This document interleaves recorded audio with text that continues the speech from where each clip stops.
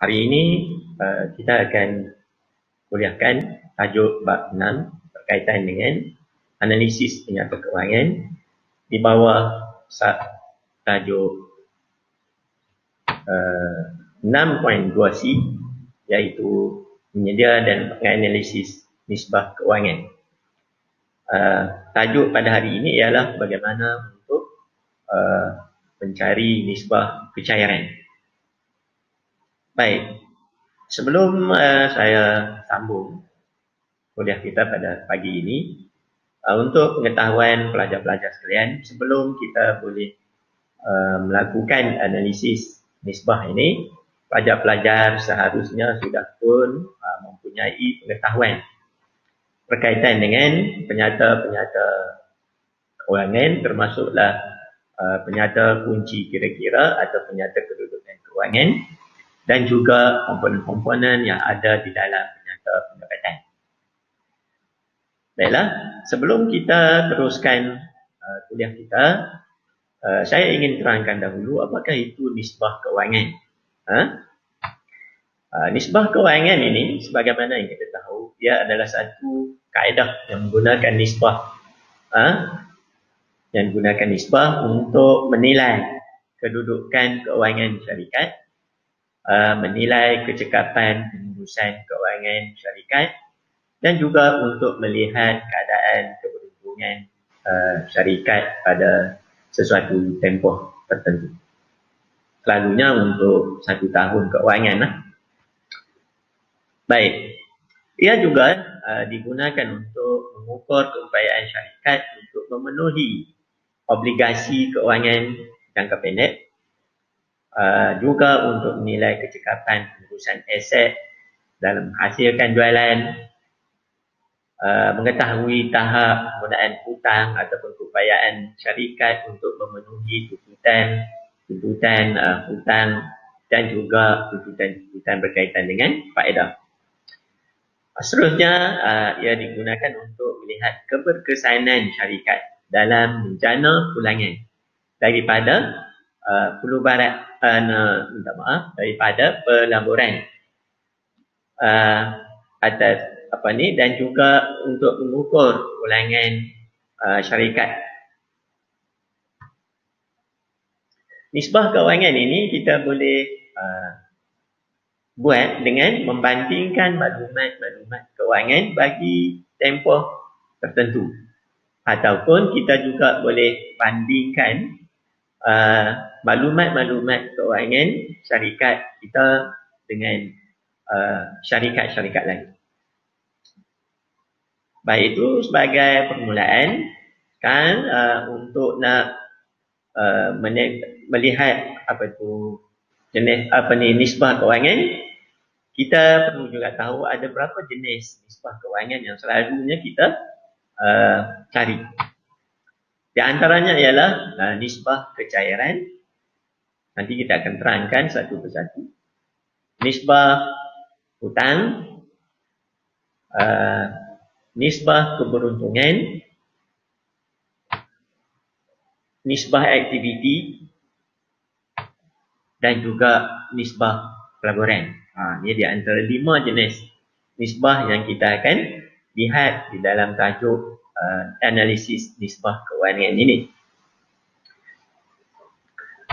Baik, sebagaimana yang kita telah beritahu sebelum ini, pelajar-pelajar perlulah mempunyai pengetahuan untuk melihat item-item yang ada di dalam penyata kedudukan kewangan atau kunci kira-kira syarikat. Di sini saya paparkan beberapa contoh. Penyata pendapatan, penyata kedudukan kewangan. Ini syarikat yang lain, syarikat Malaysia Techno Berhad. Penyata kedudukan kewangan. Penyata pendapatan bagi syarikat Techno Berhad. Baik, sekarang kita akan mulakan dengan tajuk nisbah kecairan. Apakah yang dikatakan nisbah kecairan ini? nisbah kecairan ini adalah satu nisbah yang mengukur keupayaan perniagaan untuk membayar pembiayaan jangka pendek dan memenuhi tunai yang dijangkakan. Bermaksudnya di sini kita akan lihat melalui nisbah ini, kita akan lihat bagaimana syarikat boleh menggunakan aset semasa syarikat dalam membayar hutang jangka pendek. Bermaksudnya hutang yang kita buat yang mana tempoh bayarannya kita kena selesaikan dalam tempoh kurang dari 1 tahun. Ini bermaksud jangka pendek lah. Baik, nisbah ini penting untuk diketahui kerana kegagalan untuk menyelesaikan tanggungjawab membayar hutang jangka pendek ini boleh mengakibatkan syarikat dikenakan tindakan oleh mahkamah sehingga kepada pengisytiharan muflis. Dan kedudukan kecairan yang mencukupi itu penting bagi memenuhi tuntutan pemiutang. Baik. Kecairan yang terlalu rendah boleh mencecaskan kepercayaan pembekal terhadap upayaan firma untuk membayar hutang dan juga boleh menimbulkan kesukaran dalam mendapatkan kemudahan kredit bagi syarikat. Baik. Apakah nisbah yang kita perlu tahu melalui nisbah kecairan ini? Ini ada 2 nisbah kecairan, iaitu satu kita sebut nisbah semasa dan satu lagi adalah nisbah cepat. Ini 2 nisbah yang kita perlu tahu di bawah nisbah kecairan. Yang pertama kita akan lihat adalah nisbah semasa, ataupun di dalam terma perakaunan juga disebut sebagai current ratio. Apa yang dikatakan nisbah semasa? Nisbah semasa adalah nisbah yang mengukur keupayaan perniagaan untuk membayar hutang jangka pendek. Ingat tu, nisbah semasa ini adalah nak mengukur keupayaan untuk membayar hutang jangka pendek dengan menggunakan apa? Dengan menggunakan komponen-komponen yang ada di dalam aset semasa.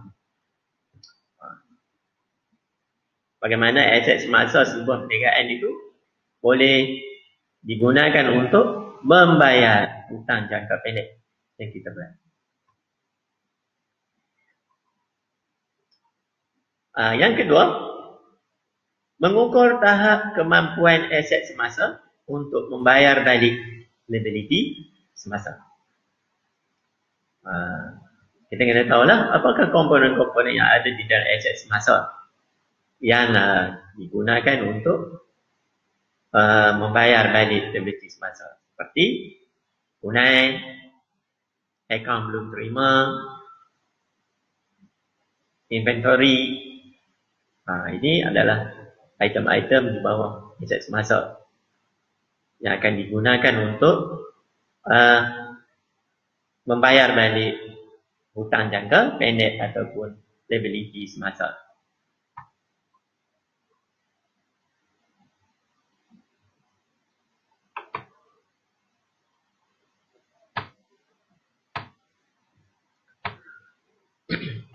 Semakin tinggi nilai yang kita perolehi melalui nisbah semasa ini menunjukkan semakin kukuh keupayaan firma untuk membayar balik hutang jangka pendek. Kita akan lihat nanti di contoh di hadapan saya.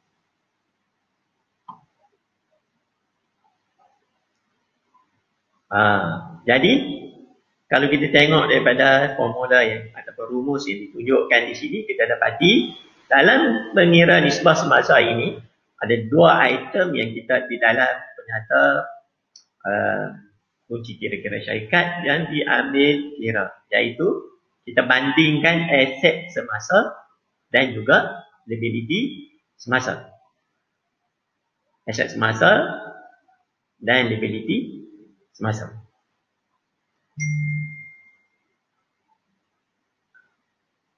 Baik. Sekiranya nisbah semasa yang kita kira itu menunjukkan jawapan satu atau lebih dari satu, ini menunjukkan bahawa firma mampu membayar balik hutang jangka pendeknya melalui aset semasa yang dia ada. Ya, ini syarat dia untuk kita kata bahawa perniagaan kita mampu untuk menjelaskan hutang jangka pendek. Nisbah yang kurang daripada satu menunjukkan firma tidak berupaya untuk menjelaskan tuntutan hutang jangka pendek.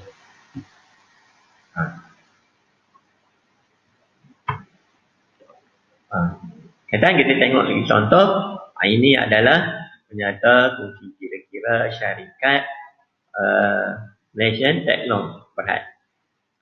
Yang kuning itu menunjukkan item di bawah aset semasa syarikat. Termasuklah tunai ada 900,000, stok ada 1 juta, penghutang ada 1,100,000, menyebabkan aset semasa syarikat adalah bernilai 3 juta ringgit. Dan item kuning di bawah itu menunjukkan item di bawah liability semasa ataupun hutang jangka pendek, termasuklah penghutang ada pemihutang ada 530,000 dan jumlah liability semasa dia adalah 530,000. Jadi kalau kita nak kira nisbah semasa, kita dapati dalam nisbah semasa ini dia ada formula dia, aset semasa bahagi dengan liability semasa. Aset semasanya ada 3 juta ringgit, liability semasanya ada 530,000 ringgit. Jawapan dia ialah kita boleh tulis sebagai 5.66 nisbah 1, 5.66 titik bertindih 1, atau juga kita boleh tulis dalam bentuk 5.66 kali.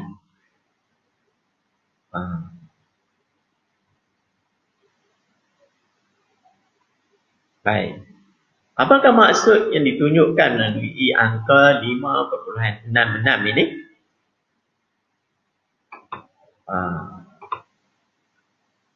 Maksud dia, aset semasa syarikat, aset semasa yang di atas itu, aset semasa syarikat adalah 5.66 kali lebih besar berbanding liability semasanya. Ini menunjukkan syarikat mampu untuk menjelaskan semua tanggungan jangka pendek.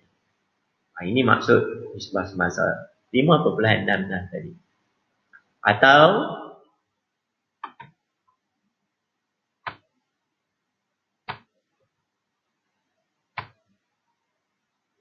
kita boleh kata bagi setiap ringgit liability semasa dapat ditanggung dengan RM5.66 aset semasa. Bagi setiap ringgit liability semasa. Kena ada perkataan bagi setiap ringgit liability semasa. Boleh ditanggung dengan RM5.66 aset semasa.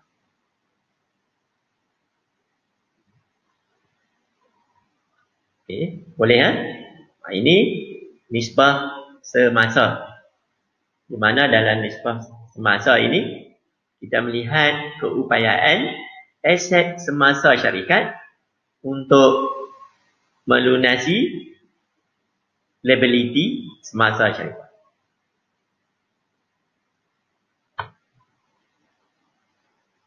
Kita juga boleh kata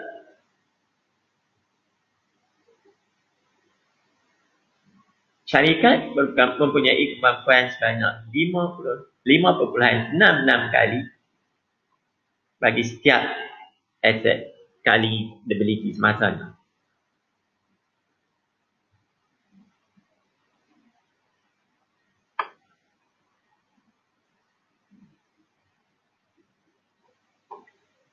Lagi sekali, kita boleh kata syarikat mempunyai kemampuan sebanyak 5.66 kali aset semasa bagi setiap kali liability semasa. Boleh.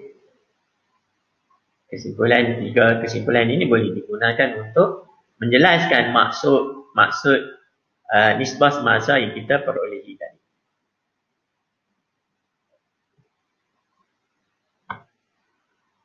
Baik, sekarang kita akan pergi ke nisbah yang kedua di bawah nisbah kecairan, iaitu nisbah cepat ataupun disebut juga sebagai nisbah segera. Nisbah cepat mengukur keupayaan aset semasa mudah cair untuk menampung liability semasa. Kalau pelajar perhatikan di sini, apakah perbezaan di antara nisbah cepat dengan nisbah semasa? Baik. Kalau nisbah semasa, kita mengukur keupayaan aset semasa untuk menampung liability semasa. Tetapi dalam nisbah cepat, dia mengukur keupayaan aset semasa mudah cair. Apakah yang dimaksudkan dengan aset semasa mudah cair ini?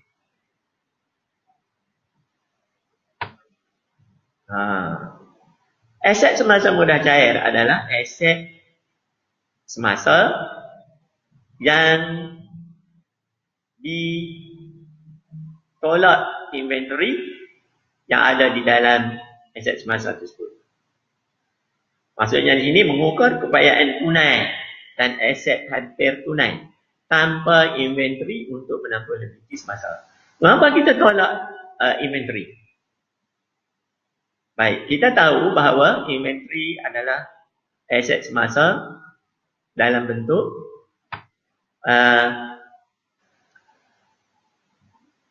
yang sukar cair ataupun sukar ditukar kepada tunai. Termasuklah barang separuh siap, inventory barang siap yang belum dijual. Ini menyukarkan kita untuk menentukan adakah kita benar-benar boleh dapat tunai dengan inventory ini. Untuk memastikan kita mengukur dengan tepat tentang kebolehan aset semasa yang mudah cair ataupun yang hampir kepada tunai, maka di sini kita akan abaikan inventory. Maksudnya dalam mengira nisbah cepat ini, kita hanya ambil kira tunai, kita ambil kira akaun belum terima dan juga akaun-akaun lain yang kita mempunyai ciri kesahihan untuk dapat tunai itu dengan segera.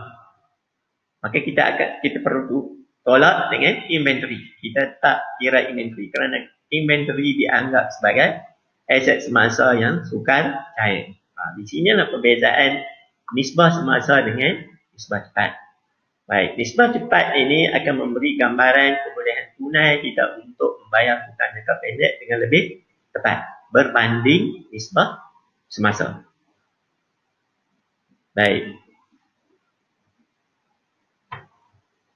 Seperti biasa, mari kita tengok lagi sekali kita akan tengok penyata kunci kira-kira syarikat Tekno Berhad ini. Di antara 3 item di dalam kunci kira-kira ini, yang mana satu yang menjadi aset semasa sukar cair yang kita belum tentu boleh tukar kepada tunai ataupun tidak. Kita ada tunai 900,000, kita ada stok 1 juta ringgit dan kita ada penghutang 1,100,000. Di mana kalau kita tengok formula atau rumus untuk kira nisbah cepat, kita dapati nisbah cepat adalah aset semasa tolak inventory. Bahagi liability semasa. Kalau nisbah semasa kita guna nisbah semasa sama dengan aset semasa bahagi liability semasa. Dalam nisbah cepat kita guna rumus aset semasa tolak inventory. Adapun item-item dalam aset semasa yang tukar kepada tunai kita tolak.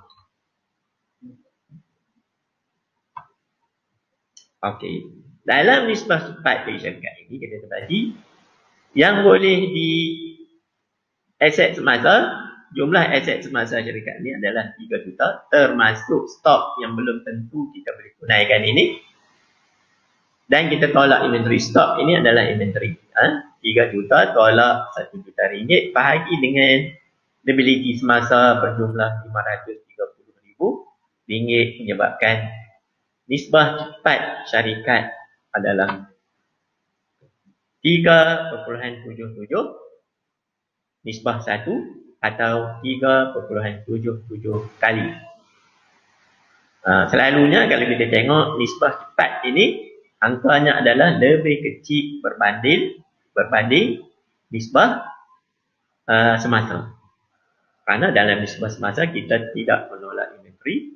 Dalam pengiraan untuk mendapat nisbah cepat, kita tolak inventory. Kadang-kala dia menjadi kurang dari 1. Walaupun kita dapati nisbah semasa menunjuk kemampuan untuk bayar hutang jangka pendek, tidak sampai kepada pengiraan nisbah cepat menunjukkan ketidakupayaan syarikat untuk menjelaskan hutang jangka pendek dengan menggunakan aset semasa mudah cair ataupun aset semasa yang ditolak dengan inventory. Dalam kes syarikat Malaysian Techno ini kita dapati 3.77 kali. Maksudnya ialah pada tahun 2019, kita perlu tulis macam ni, pada tahun 2019, bagi setiap ringgit liability semasa, syarikat Malaysian Techno boleh ditanggung melalui RM3.77 aset semasa mudah cair, iaitu aset semasa tidak termasuk inventory. Kita selalu kena tulis perkataan aset semasa mudah cair dalam memberi kesimpulan bagi nisbah cepat. Atau kita boleh kata aset semasa mudah cair syarikat Malaysian Techno adalah 3.77 kali lebih besar berbanding liability semasa. Ini menunjukkan syarikat Malaysian Techno mampu membiayai hutang jangka pendeknya dengan segera.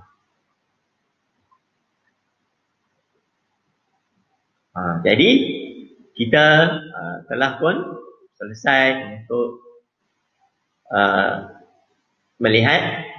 selesai melihat dua nisbah di bawah nisbah kecairan, iaitu nisbah semasa dan nisbah cepat. Semoga pelajar-pelajar memperoleh manfaat daripada tajuk yang kita bincangkan pada kali ini. Semoga berjumpa di tajuk yang lain. Sekian. Assalamualaikum warahmatullahi wabarakatuh.